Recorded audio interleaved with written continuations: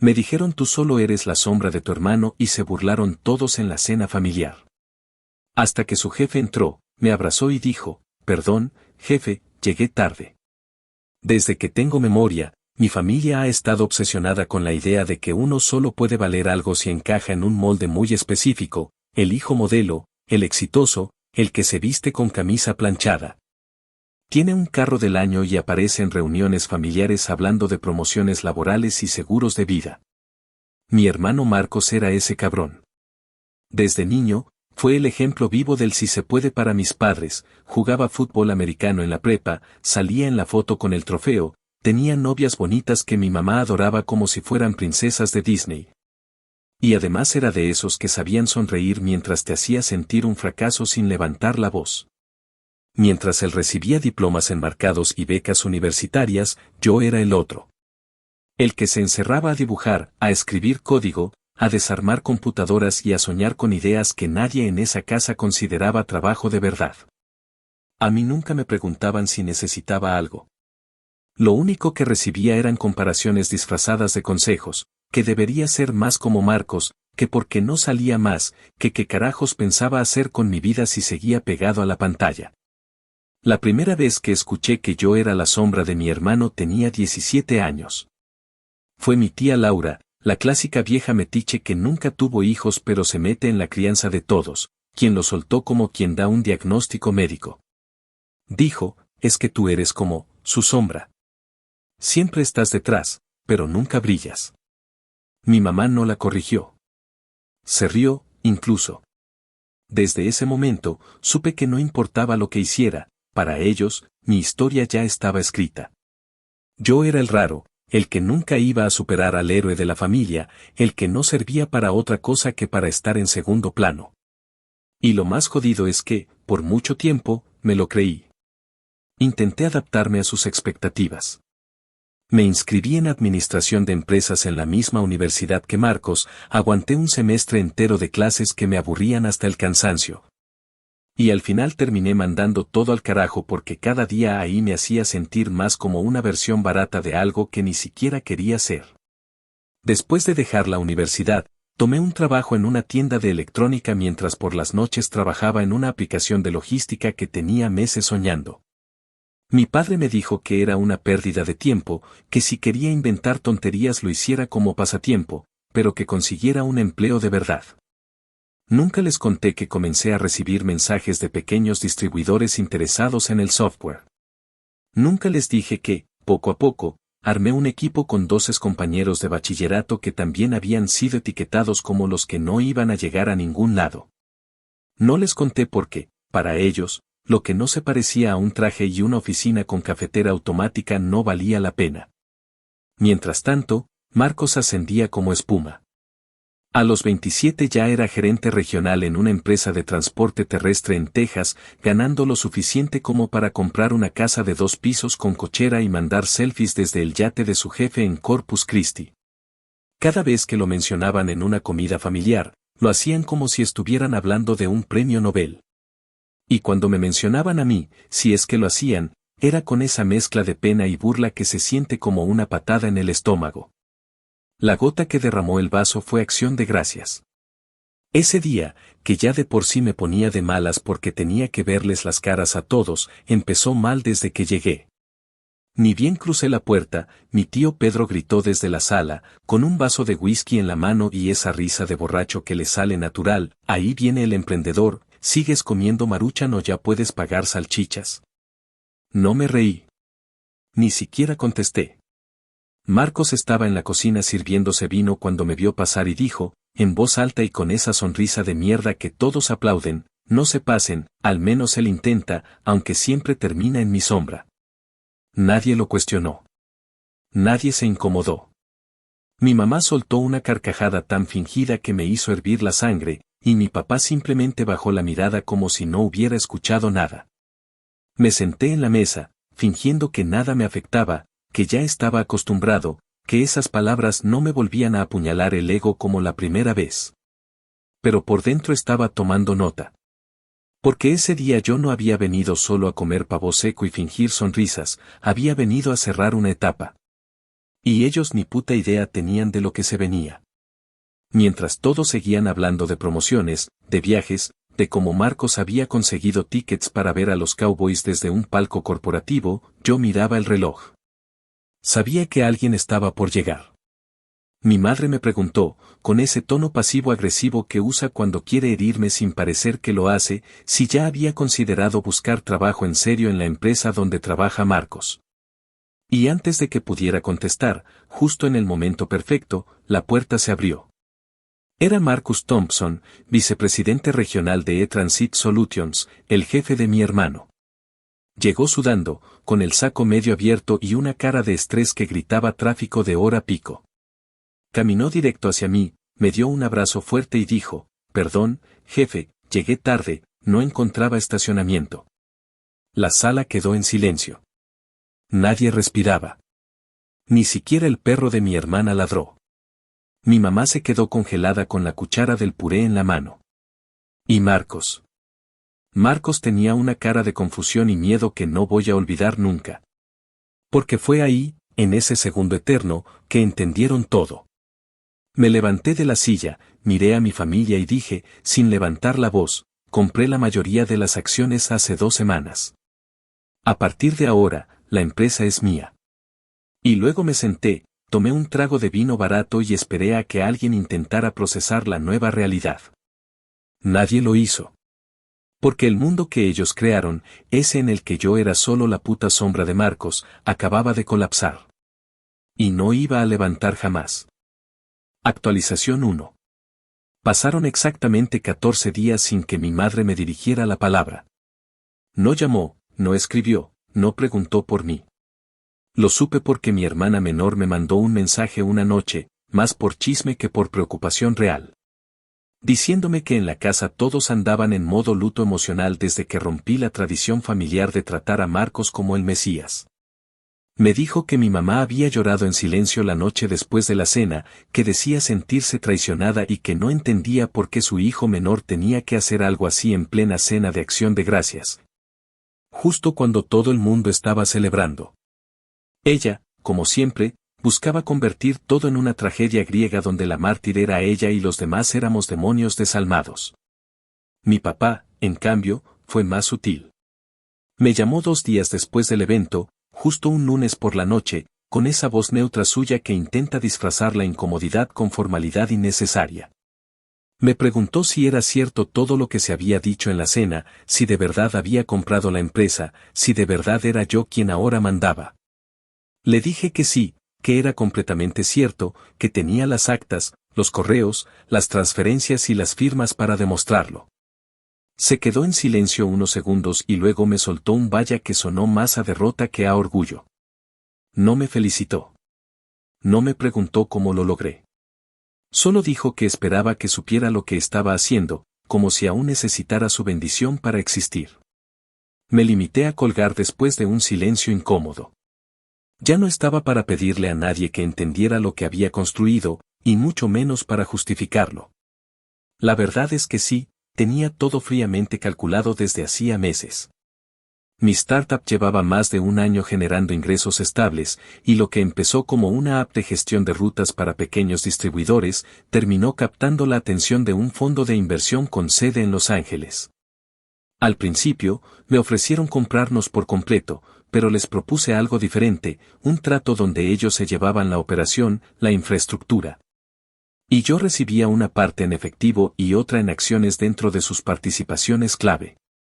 Entre esas participaciones estaba E-Transit Solutions, la empresa donde trabajaba mi querido hermano Marcos, y justo por esa grieta fue que me colé. Con la ayuda de un asesor legal y uno de los gestores del fondo, compramos acciones estratégicas, primero en pequeñas dosis, y luego, con un solo movimiento silencioso, tomamos el control mayoritario. No necesitaba hacer una revolución ni correr a nadie. Solo necesitaba estar en la cima y mirar hacia abajo. Marcos ni se enteró, como tampoco se enteró que el nuevo inversionista Ángel que había empezado a aparecer en las reuniones clave era el mismo pendejo al que le hacía chistes en cada reunión familiar. Pasé las primeras semanas como dueño sin hacer muchos cambios visibles. No necesitaba gritarlo. Mi objetivo no era alardear, era mirar, escuchar, entender cómo funcionaban las cosas por dentro. Y en ese proceso, encontré joyas. Me metí de lleno a revisar los informes de gastos, las auditorías internas, los estados financieros del último año, y encontré una lista de irregularidades con el nombre de mi hermano marcado con letras gigantes. Vi reembolsos de viajes de negocios que incluían spas, vinos de $300, noches en hoteles de lujo en ciudades donde la empresa ni siquiera tenía clientes.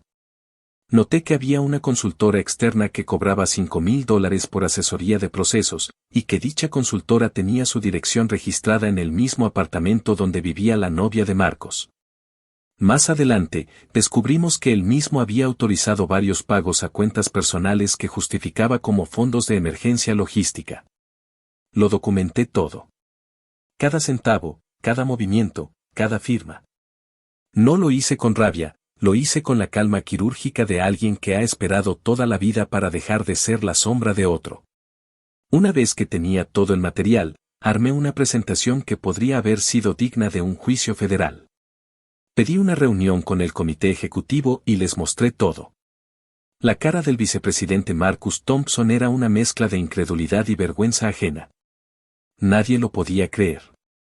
Durante años, Marcos se había vendido como el rostro impecable de la compañía, el tipo con carisma, inteligencia y visión.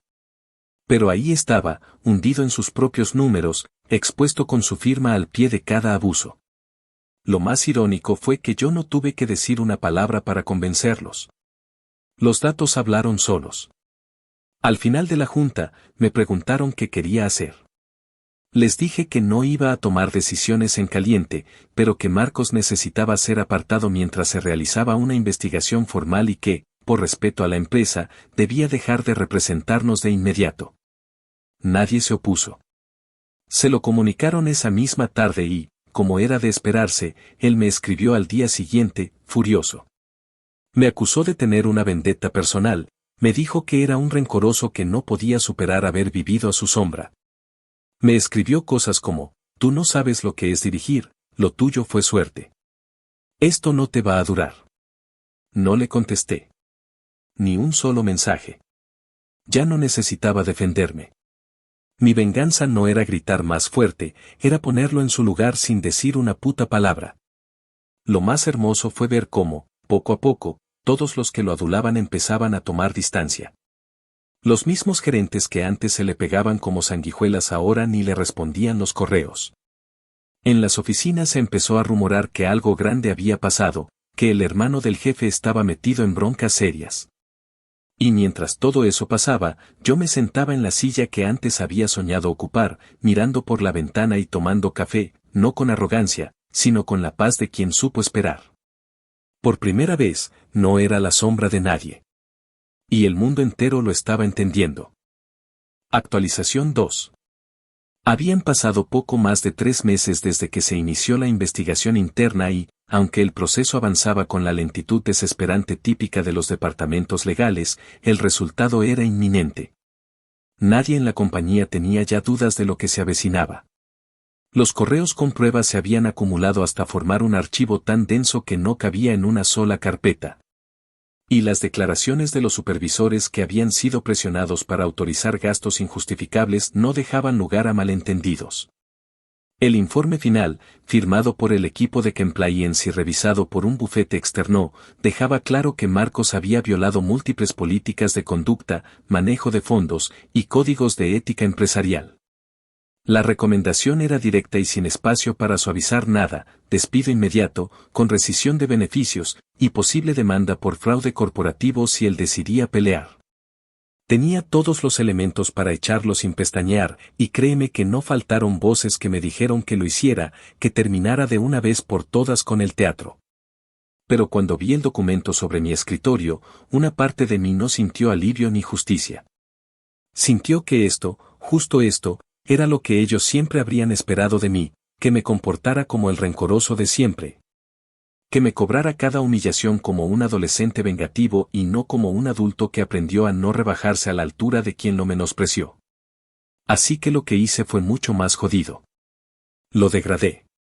Le mandé una carta formal en la que se le notificaba que, como medida disciplinaria, sería reubicado de manera inmediata al centro logístico de Houston en un puesto operativo de nivel básico.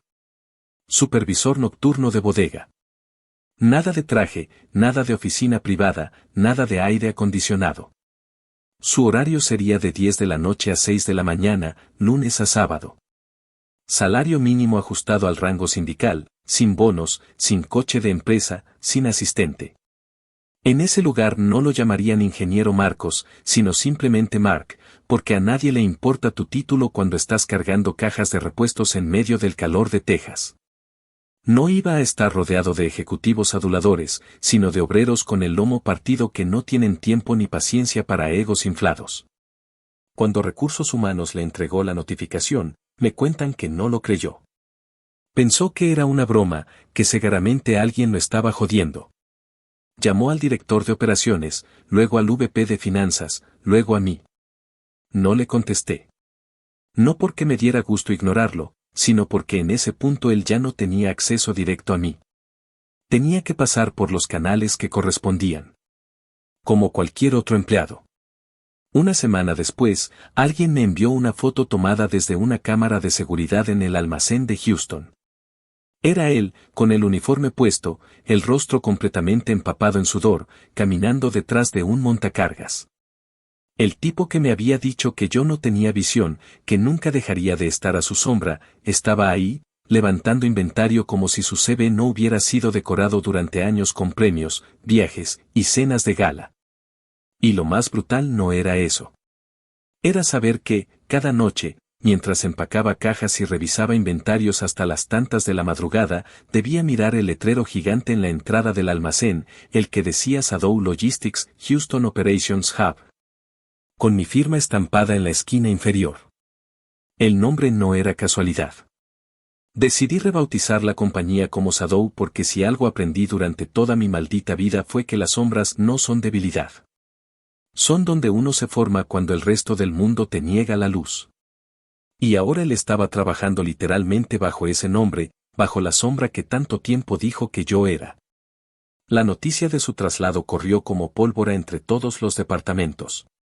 Algunos reaccionaron con nerviosismo, otros con un silencio incómodo, y unos cuantos, los más sinceros, con una mezcla de alivio y burla apenas disimulada. El tipo que había dado órdenes sin saber cómo funcionaban las rutas ni cuánto pesa un pallet completo de baterías, ahora tenía que enfrentar la parte más dura del negocio. Y lo mejor de todo es que, legalmente, no tenía cómo pelearlo. Había firmado su contrato, había violado múltiples cláusulas y su única alternativa era renunciar. Pero no lo hizo. Porque renunciar era aceptar que lo habían bajado del pedestal, y su ego, aunque magullado, todavía se creía capaz de recuperar terreno. Mientras tanto, yo me enfoqué en lo que realmente me importaba, levantar la compañía, hacerla rentable, demostrar que más allá de la venganza había talento, estrategia y visión. Rediseñamos los procesos logísticos, mejoramos el sistema de rastreo de unidades, implementamos nuevas rutas más eficientes con ayuda de IA y cerramos acuerdos con cadenas de distribución que antes ni nos miraban. Fue en ese contexto que recibimos una propuesta de Amazon Logistics. Querían contratar nuestros servicios para cubrir una parte de su red en el sur de Estados Unidos. Era un contrato enorme, de esos que te cambian la estructura completa de la empresa. Armé al instante un equipo especial para la negociación, liderado por un par de ejecutivos que habían trabajado conmigo en la startup original. La negociación fue dura, con cláusulas exigentes, pero finalmente firmamos. Ese día, cuando el documento llegó a mi bandeja, recordé la última reunión de negocios en la que mi familia se había burlado de que solo sabía programar y jugar a ser jefe. Pues ahora estaba liderando una empresa que iba a mover mercancía para uno de los monstruos logísticos más grandes del mundo. A las pocas horas de que se anunciara internamente el nuevo contrato, recibí un correo de Marcos. No tenía asunto, solo un cuerpo de texto largo, lleno de disculpas a medias, frases como he reflexionado, me cuesta admitir esto, me dejé llevar, fue un error de juicio, no sabía que habías llegado tan lejos. Decía que se sentía humillado pero agradecido por no haber sido despedido. Que su orgullo había sido una carga durante años. Y cerraba con una petición, que por favor le diera una segunda oportunidad, que quería redimirse, que aún podía aportar. Leí el mensaje entero sin sentir ni rabia ni compasión. Solo una calma que no conocía. Le respondí con 2 líneas. Le dije, el cambio empieza sudando. Hablamos cuando termines tu turno. No hubo firma. No hubo atentamente. No hubo adornos. Porque las disculpas que se escriben desde la vergüenza no valen nada si no están acompañadas por acciones reales. Y porque, por primera vez, yo no necesitaba gritar nada. Estaba sentado exactamente donde él creyó que yo jamás llegaría. Y lo había hecho sin permiso, sin ayuda y, sobre todo, sin olvidar. Actualización 3. Había pasado poco más de un año desde aquella cena de acción de gracias en la que todo cambió, y para entonces la empresa ya no era ni la sombra de lo que había sido bajo la gestión anterior. El contrato con Amazon había sido solo el inicio. Ese acuerdo nos obligó a reestructurar por completo la operación, a profesionalizar áreas que llevaban años funcionando por pura inercia. Y a cortar de raíz a toda esa gente que estaba cómoda cobrando cheques mientras el sistema se caía a pedazos por dentro. Implementamos una cadena logística automatizada en 2 de los almacenes principales, lanzamos un sistema de trazabilidad de paquetes en tiempo real con geolocalización por zona, y abrimos 2 nuevas rutas interestatales que triplicaron la eficiencia de entrega. Pasamos de ser una compañía regional que apenas se mantenía a flote a una operación con reconocimiento nacional. Y todo eso, por supuesto, bajo la dirección de ese hermanito fracasado que según mi familia nunca lograría nada que valiera la pena. Mientras tanto, Marco seguía en Houston, enterrado en el turno nocturno. No pidió salir. No renunció. No volvió a mandar correos. Según los reportes semanales, no tenía ausencias ni tardanzas. Cumplía, y nada más. Ni un reclamo, ni una queja. Pero el silencio decía más que cualquier palabra. Un tipo como él, que vivía del reconocimiento, del ego, de ser el centro de atención, debía estar tragando veneno cada noche mientras cargaba cajas que otros supervisaban sin molestarse en saludarlo. Algunos empleados me mandaban fotos por debajo de la mesa. Marcos, despeinado, con el uniforme sudado, caminando solo en medio de un pasillo sin aire acondicionado, moviendo pallets a mano porque el montacargas estaba dañado. Ver esas imágenes no me causaba placer. Lo que sentía era más profundo. Era una mezcla de justicia, memoria y una paz extraña que nunca había experimentado. Como si cada gota de sudor que él derramaba en esa bodega borrara una a una las veces que me hizo sentir invisible. El día que más me impactó fue cuando, en una reunión con nuevos aliados de Amazon, uno de los ejecutivos, un tipo joven, arrogante, con pinta de Ivy League, preguntó por qué Marcos ya no aparecía en los organigramas ejecutivos si antes figuraba como director regional. Lo hizo con un tono burlón, como si ya supiera algo. Yo no me inmuté. Solo le respondí con absoluta calma, Marcos está actualmente aprendiendo la base del negocio. Está en el campo, supervisando operaciones desde la raíz. No lo dije con sarcasmo. Lo dije como quien enseña una lección de liderazgo. Y ese comentario, aparentemente inofensivo, se filtró como pólvora por toda la empresa. Al día siguiente ya todos sabían que el ingeniero prodigio estaba en la línea más baja, aprendiendo la base del negocio, como si recién hubiera llegado. Era poético. Era cruel. Y era necesario. Fue en ese contexto que una noche recibí un mensaje inesperado. No por el contenido, sino por la forma. Mi madre me llamó. No por WhatsApp. No por mensaje de texto. Me llamó directamente, como si no hubieran pasado meses de silencio tenso. Contesté sin decir su nombre. Solo un seco sí. Ella se quedó callada unos segundos y después me soltó la frase más manipuladora que ha salido de su boca desde que tengo memoria: no sé qué está pasando con tu hermano, pero te pido, como madre, que no lo sigas humillando así. Él no es un mal hombre. No dije nada. No porque no tuviera que decir, sino porque no iba a entrar en su juego de mártir. Ella siguió hablando, sin que yo le diera pie, diciéndome que la familia estaba rota, que lo que yo hacía era innecesario, que ya todos entendieron mi punto. Cerró con un por favor, ya basta, como si estuviera llorando, pero sin una sola lágrima real. Cuando terminó, le dije una sola cosa: tú sabes cuántas veces se burlaron de mí mientras tú te reías con ellos, tú sabes cuántas veces deseé que al menos alguien me defendiera un puto segundo. No esperé su respuesta. Solo colgué. Porque en ese momento entendí que no quería su aprobación, no buscaba su validación.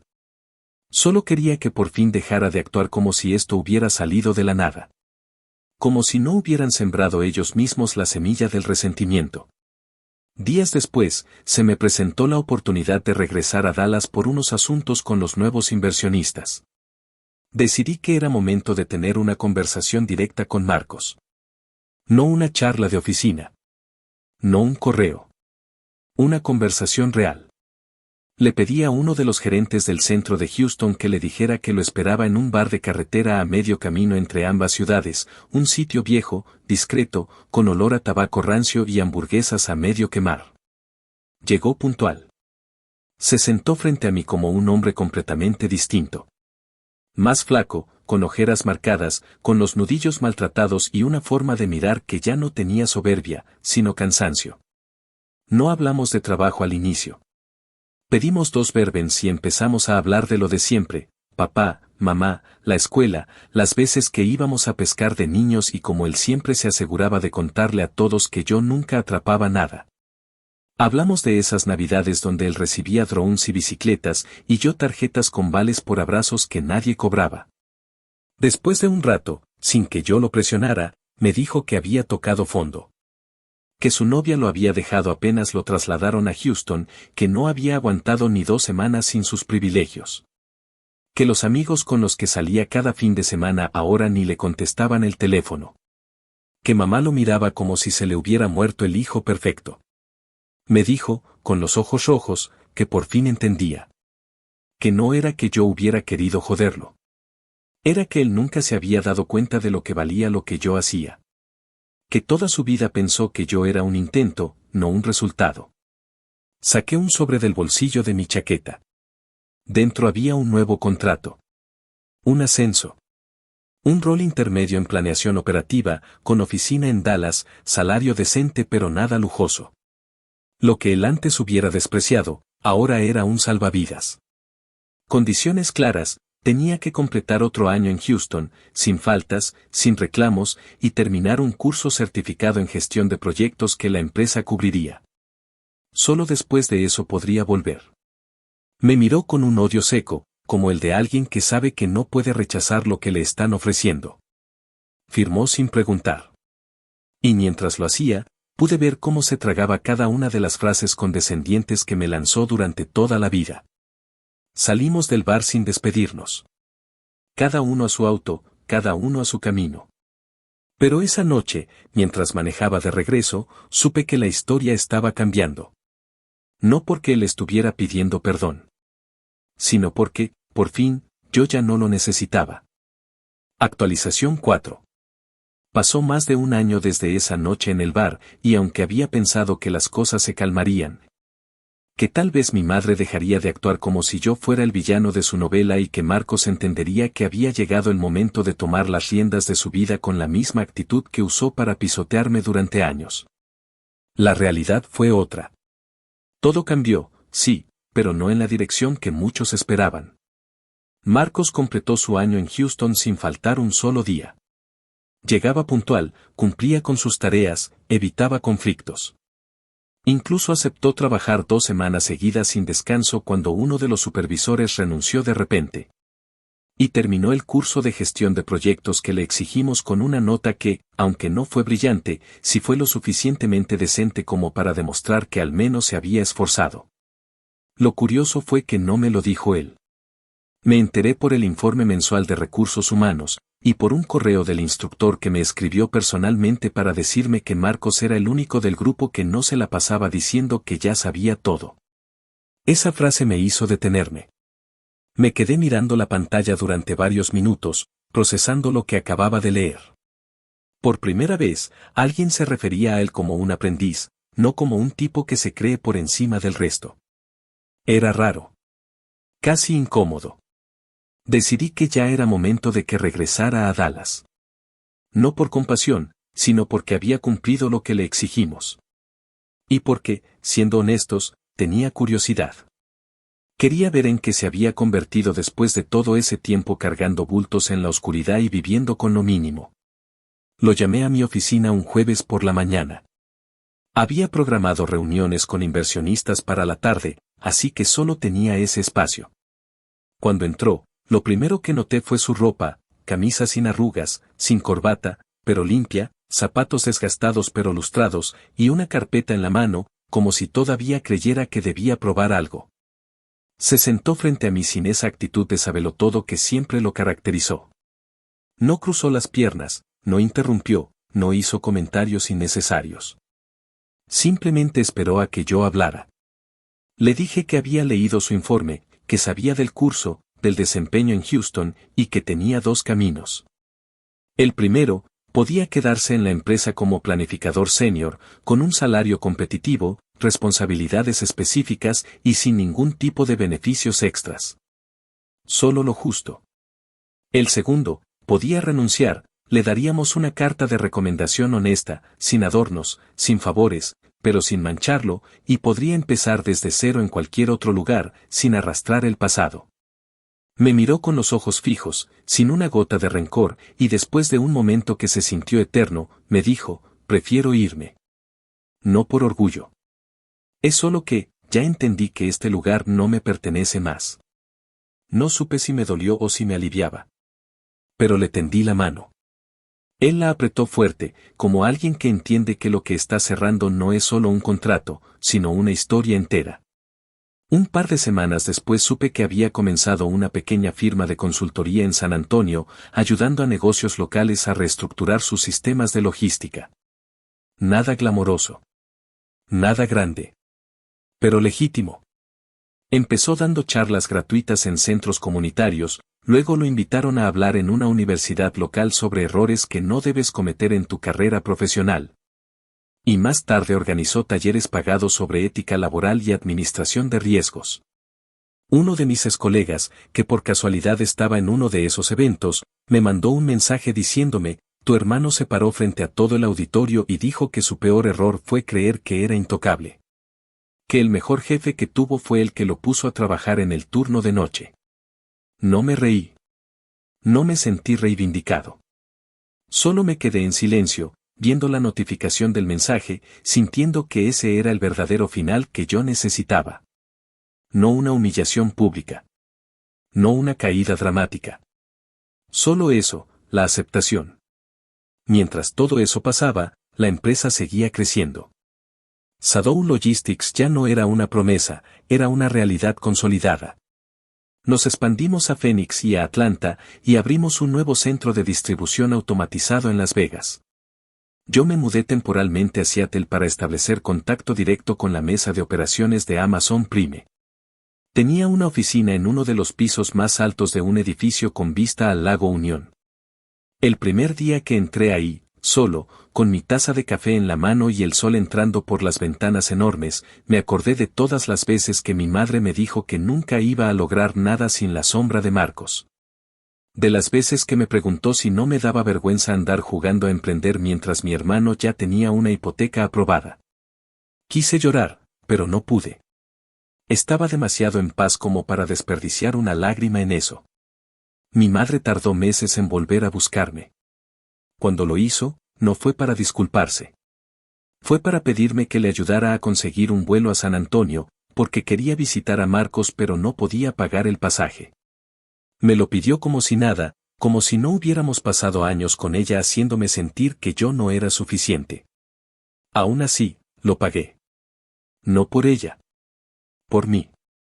Porque a estas alturas ya entendí que la verdadera venganza no es destruir a los que te aplastaron. Es demostrarles que no los necesitabas nunca. Que construiste todo sin sus aplausos, sin su apoyo, sin su amor. Que al final, mientras ellos te ignoraban, tú te volviste imposible de ignorar. Actualización 5. 5 años habían pasado desde aquella cena de acción de gracias en la que me tiraron a la cara que no era más que la sombra de mi hermano. 5 años desde que todo en mi vida dio un giro que ni yo mismo habría creído posible de contarle a mi yo de entonces. En ese tiempo, mi nombre dejó de ser un murmullo incómodo en las conversaciones familiares para convertirse en la referencia silenciosa de todo lo que no supieron valorar. La empresa, rebautizada oficialmente como Shadow Logistics, una ironía que no se me escapó ni a mí ni a nadie que me conocía bien, ya no era una empresa regional que se peleaba por rutas menores y contratos temporales. Era una estructura sólida, con operaciones extendidas a más de 6 estados y un flujo operativo tan eficiente que empezamos a hacerle sombra a corporaciones mucho más grandes en concursos logísticos estatales. Habíamos desarrollado una red de inteligencia artificial interna que monitoreaba rutas en tiempo real, predecía cuellos de botella antes de que ocurrieran y ajustaba la distribución según clima, tráfico o incidentes. Mientras muchos se seguían manejando con hojas de cálculo y correos, nosotros habíamos migrado por completo a sistemas integrados que permitían tomar decisiones estratégicas con segundos de anticipación. Y todo eso, desde una dirección liderada por el tipo al que durante años trataron como el fracaso silencioso de la familia. Me encontraba ya instalado en Seattle, con una oficina con vista directa a Lake Union, una casa de diseño en Queen Anne con más libros que muebles, y un círculo de colaboradores reducido pero letalmente eficiente. Vivía tranquilo. Lejos del bullicio, lejos de las cenas forzadas, de los comentarios pasivo-agresivos, de las comparaciones tóxicas y de la necesidad de demostrarle algo a nadie. Pero a pesar de todo eso, la herida familiar nunca se cerró del todo. Porque aunque mi madre ya no hacía comentarios hirientes y ahora se refería a mí como mi hijo el empresario cuando hablaba con sus amigas de la iglesia, nunca dijo las palabras que más dolían por su ausencia: lo siento. Esa disculpa jamás llegó. Ni cuando me pidió ayuda para visitar a Marcos, ni cuando me preguntó si podía ponerme como contacto de emergencia en su seguro médico. Nada. Ni un solo reconocimiento explícito de lo que había sido capaz de hacer por mí mismo mientras ellos miraban hacia otro lado. Marcos, por su parte, se había vuelto un fantasma discreto en el mundo empresarial. Su pequeña firma de consultoría en San Antonio empezó a consolidarse entre negocios medianos y locales, sobre todo aquellos que no podían pagar los honorarios de los gigantes pero que querían profesionalizarse. Había cambiado. De verdad. Ya no era el tipo arrogante que necesitaba ser el centro de todo. Era más bien alguien que se mantenía en segundo plano, que hablaba pausado, que se enfocaba en escuchar antes que en presumir. Varias personas que lo conocieron después de su caída me contaron que daba charlas sobre errores comunes en la administración operativa, y que muchas veces usaba su propia historia como ejemplo. No con rencor. Con vergüenza. Decía frases como: yo lo perdí todo por creer que ser simpático era lo mismo que ser capaz, o mi hermano me enseñó que la sombra no es debilidad, es preparación sin testigos. Supe que esa frase se repetía en varios talleres. Que incluso la había mandado imprimir en una hoja de bienvenida para sus clientes nuevos. Nunca me llamó para contarme eso. Nunca me agradeció directamente. Pero con eso bastaba. En algún punto, una periodista local escribió una nota breve sobre nuestra historia. No en tono de escándalo, sino como ejemplo de una transformación empresarial familiar. Me entrevistó desde Seattle por videollamada, y me preguntó qué había sentido el día que supe que la empresa de mi hermano pasaría a ser mía. Me quedé callado unos segundos, no por no tener respuesta, sino porque no quería decir algo vacío. Al final le dije: no sentí nada. Fue como recuperar algo que siempre fue mío, pero que otros se apropiaron con su ruido. Ella lo anotó y asintió como si entendiera, pero sé que no lo hizo del todo. Porque nadie que no ha vivido ese tipo de desdén familiar, que te corroe desde adentro y te hace dudar de tu valor incluso en tus mejores días, puede entender lo que significa redimirte sin que nadie te aplauda. Sin que nadie te abrace al final de la carrera. La última vez que vi a Marcos fue en un evento empresarial en Austin, una cumbre de tecnología aplicada a la logística urbana. Yo estaba como invitado principal, dando una ponencia sobre automatización predictiva. Él estaba entre los asistentes, en la tercera fila. Cuando bajé del escenario y me acerqué a saludar a algunos organizadores, él se acercó también. Me extendió la mano.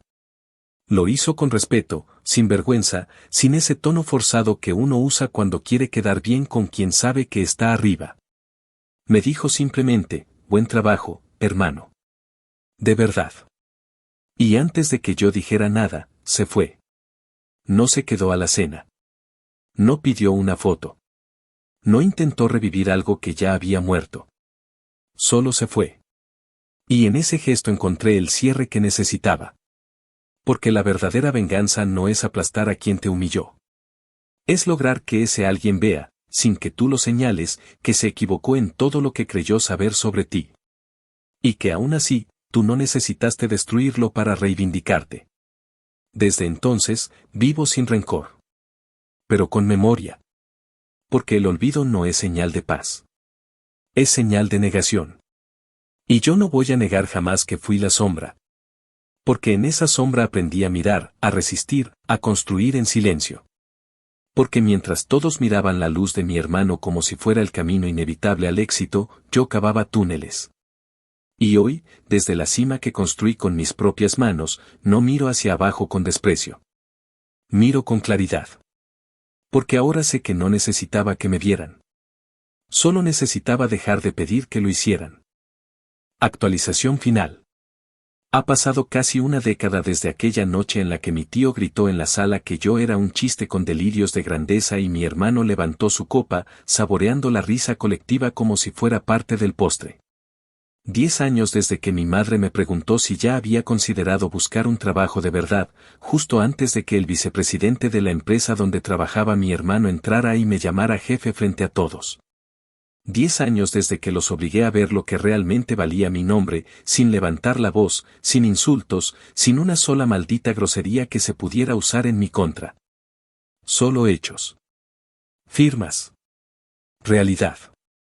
Y desde entonces, nunca volví a mirar atrás con nostalgia, pero tampoco cerré la puerta a los recuerdos. Porque toda esa mierda me construyó. Me formó. Me alimentó más que cualquier motivación cursi o frase inspiradora de Internet. La humillación, el silencio, el ninguneo sistemático que sufrí durante años fue mi combustible, y me dio una claridad que solo tienen aquellos que se cansaron de buscar aprobación donde no hay nada más que orgullo podrido. Sadou Logistics hoy no es solo una empresa. Es una marca, una cultura, una forma de operar que ya es estudiada en escuelas de negocios de todo el país. Años después de la reestructura inicial, fundamos un centro de innovación logística en Seattle en colaboración con un programa de inteligencia artificial aplicada al transporte urbano. La compañía ahora tiene presencia directa en más de 13 ciudades, y aunque seguimos manteniendo nuestra sede operativa en Dallas, la expansión internacional ya no es un sueño abstracto. Cerramos contratos en la frontera con México y abrimos una sucursal en Guadalajara para empezar operaciones con pequeñas empresas distribuidoras en el Bajío. El nivel de optimización alcanzado por nuestra plataforma es tan alto que algunos analistas nos comenzaron a llamar la pesadilla de los grandes. Amazon renueva con nosotros cada año. Walmart está en la fila. Target ya pidió reuniones. La competencia nos conoce. Nos respeta. Y no por nuestros trajes ni por los logos. Por nuestra capacidad de anticiparnos. Por el nivel de compromiso y, sí, también por el puto nombre que antes era motivo de burla. Porque ahora la palabra Sadou no se dice con condescendencia, se dice con cuidado. Marcos nunca volvió a ser una amenaza, pero tampoco fue una víctima. Después de renunciar y empezar su propio camino, supo mantenerse lejos del espectáculo. No volvió a rogar, no intentó recuperar el terreno perdido, no buscó entrar otra vez en mi órbita. Se quedó en San Antonio, creció lo justo y con humildad. Su firma se volvió un referente para empresas locales, y sus talleres, aunque pequeños, ganaron un reconocimiento discreto pero constante. La última vez que escuché algo de él fue a través de una entrevista que le hicieron en un canal local de YouTube donde hablaba sobre ética empresarial. Ahí, sin dramatismo ni lágrimas, contó parte de su historia. Dijo que había aprendido más en un año de bodega nocturna que en toda su carrera como ejecutivo. Dijo que su hermano lo había puesto a trabajar desde abajo no por venganza, sino porque nadie más se atrevió a decirle que estaba equivocado. Lo dijo sin adornos, sin buscar simpatía. Solo con esa honestidad que uno solo consigue cuando ya tocó fondo y se resignó a dejar de fingir. No lo llamé. No le escribí. No porque no lo apreciara, sino porque entendí que había llegado el punto donde cada quien estaba exactamente donde debía estar. Mi madre envejeció en silencio. No volvió a decir que yo era solo la sombra de Marcos, pero tampoco pronunció nunca esas palabras que sé que guarda atragantadas. Hoy en día me llama con más frecuencia, sobre todo para preguntarme si necesito algo, si ya comí, si tengo tiempo para pasar a verla en Navidad. No se atreve a pedirme disculpas, pero a veces me lanza indirectas en forma de recuerdos, como cuando menciona que aquel software en el que te la pasabas metido toda la noche, al final sí sirvió para algo, ¿verdad? No le contesto. Solo sonrío por dentro. Porque no necesito que lo diga. Ya lo vi. Ya lo vi en su cara el día que vino a visitar mi oficina y se quedó mirando la vista del lago desde el ventanal sin decir una sola palabra durante 5 minutos. Ya lo vi cuando me presentó ante una amiga suya del club de oración diciendo, él es el que levantó una empresa solo, sin ayuda de nadie. Ya lo vi cuando por fin dejó de llamar a Marcos el ejemplo para referirse a él simplemente como mi otro hijo. Lo más irónico de todo es que, en todo este tiempo, nunca escribí un libro, nunca di una TED Talk, nunca fui portada de ninguna revista. No porque no me ofrecieran, sino porque no quise. Porque entendí que el silencio que tanto me dolió durante años también fue lo que me protegió. Lo que me permitió ver sin ser visto. Analizar sin ser interrumpido. Aprender sin tener que fingir que ya sabía todo. Porque mientras los reflectores estaban sobre mi hermano, yo pude crecer como el árbol que se forma en la sombra de otro, torcido, sí, pero fuerte, con raíces profundas que no necesita exhibir. Y eso me enseñó algo que ningún MBA puede darte, que no todos los líderes nacen gritándolo. Algunos se hacen invisibles hasta que ya nadie puede ignorarlos. Hoy, cuando camino por uno de nuestros centros de distribución y veo a los nuevos empleados, a esos que empiezan desde cero, a los que aún no entienden la magnitud de lo que hacen, me detengo y les hablo. Les cuento que yo empecé en una sala llena de gente que se reía de mí. Que durante años fui invisible para mi propia familia. Que me llamaron sombra como si fuera una maldición. Y luego les digo algo que a veces no entienden hasta años después, las sombras no son ausencia de luz. Son prueba de que algo bloquea el resplandor. Si saben jugar bien, pueden usar esa sombra como escudo, como motor y como advertencia. Y así sigo. Sin pedir nada. Sin deber nada. Sin olvidar.